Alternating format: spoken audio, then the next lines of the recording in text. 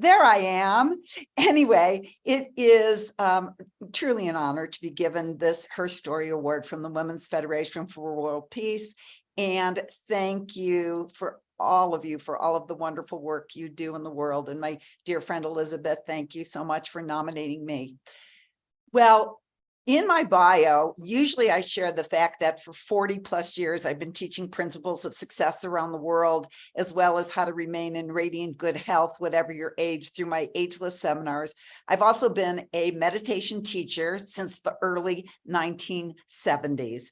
So I'm a little bit busy, but if the truth be known, what gives me the greatest joy is my nonprofit work.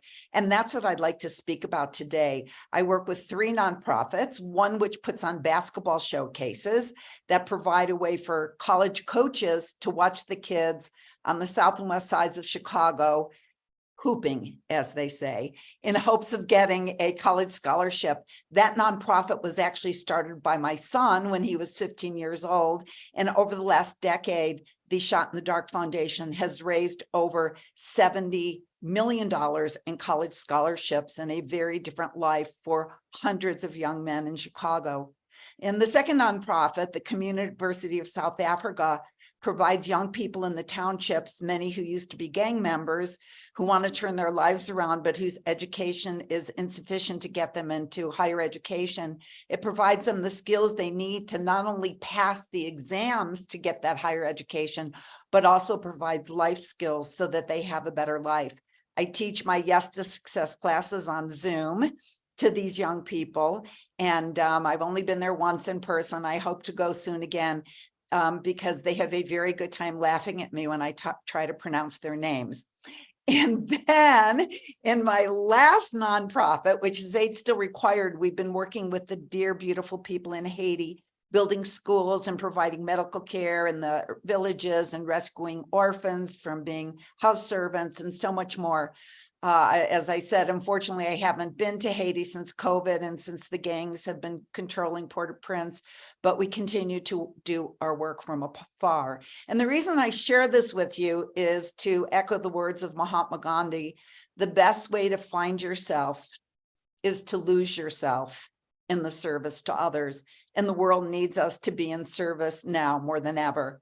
I know I'm preaching to the choir, but also people often say to me, oh, I love that you do your work and you go out and you go to these different countries. But what I do is I pray for people's well-being. And I say, by all means, pray. Pray for guidance, pray for racial and ethnic justice, pray for the end of war, but you do also have to act. And one of my very favorite quotes from the New Testament is, faith without action is worthless. Kind of harsh, like faith without action. Doesn't even say faith without action is kind of good. It says it's worthless.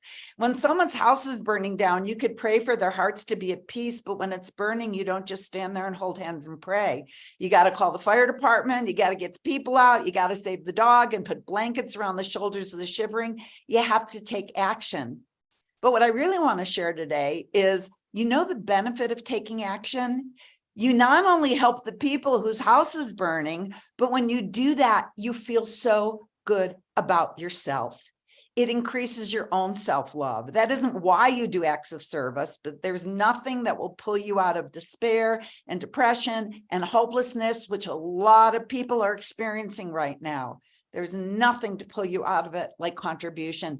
In fact, when you contribute, it's been scientifically proven that it increases your oxytocin, which is the feel-good hormone. You volunteer, you do a random act of kindness, you bring hot meals to people living in tents in the middle of winter, or even write a check to a charity that's helping refugees. It makes you happier. In fact, there was a study done at the National Institutes of Health that showed that not only did acts of service increase people's oxytocin, the feel-good hormone, but it decreased people's cortisol, which is the stress hormone. So lowering your cortisol, it's not only been linked to reducing symptoms of stress and depression, but better sleep, decreased heart disease, so much more.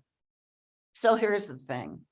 I do know how to create wealth and manifest your dream home and your dream car and fame and a nice bank account. I've been teaching people the laws of manifestation in my courses for over 40 years. But for real success, first, you need to create success on the inside to be able to look in the mirror and love the person looking back at you. And I know that's what they teach also at the Women's Federation, because if you don't have that success on the inside, then the rest will be meaningless. People say to me, oh, you're such a good person, all the work you do around the world. And I say back to them, well, thanks for thinking I'm a great person, but I'm just doing what makes me happy. If I have a choice to go to the Caribbean and go snorkeling, or go to the Caribbean and love up my kids in Port-au-Prince, it's very clear to me what I would choose and what I always choose. So I guess my message today is, if you're feeling a little bit of despair about what's going on in the world, you don't have to stay in that space. You could remind yourself of the words of St. Thomas Aquinas, who said, while injustice is the worst of sins, despair is the most dangerous. So if you're feeling despair, I promise you, and all of these wonderful women who are involved with the Women's Federation for World Peace will agree, the way to shift your life is through service. Again, I know I'm preaching to the choir. You all know this, but believe it or not, what I've seen over and over and over again is that when service is your primary focus, the outer success will be drawn to you like a magnet. It'll just be drawn to your beautiful, radiant light.